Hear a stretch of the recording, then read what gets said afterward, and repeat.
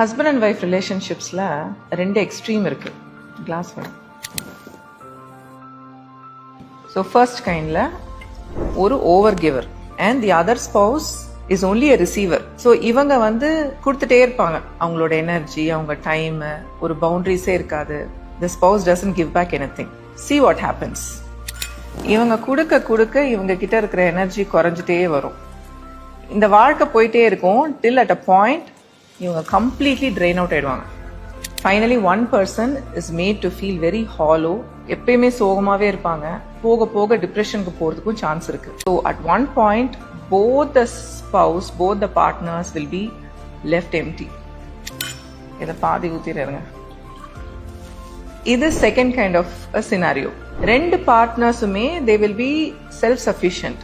ரொம்ப பாசிட்டிவ் பீப்புளா இருப்பாங்க, அஸ்பிரேஷன் இருக்கும், ஏதாவது சாதிக்கணும்னு நினைப்பாங்க. ரெண்டு பேருமே ஒரு ஹாப்பியா இருப்பாங்க. பட் நம்ம எப்பயுமே ஒரே மாதிரி இருக்க மாட்டோம் இல்லையா? ஒரு ஸ்பவுஸ் கொஞ்சம் எனர்ஜி லோ ஆச்சுன்னா இன்னொரு ஸ்பவுஸ் கொடுப்பாங்க. இவங்களுக்கு எனர்ஜி கம்மியாச்சுன்னா இவங்க கொடுப்பாங்க. மாறி மாறி அவங்களோட எனர்ஜியும் அன்பும் ஷேர் பண்ணிட்டே இருப்பாங்க.